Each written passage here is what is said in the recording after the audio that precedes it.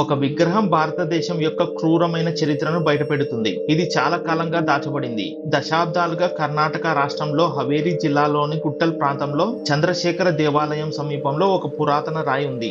దీనిపై చెక్కిన శిల్పాలు మరియు శాసనాలను ఎవరూ పట్టించుకోలేదు. కానీ కర్ణాటక పురావస్తు శాఖ దీనిని అధ్యయనం చేసినప్పుడు వారిని ఆశ్చర్యానికి గురిచేసింది ఈ విగ్రహం. ఆ రాయిపై ఒక గడ్డం గల వ్యక్తి యొక్క శిల్పం చెక్కబడింది. అతని తలపై ఒక బ్యాంబో బుట్ట ఉంది. దానిలో 2 శవాలు ఉన్నాయి.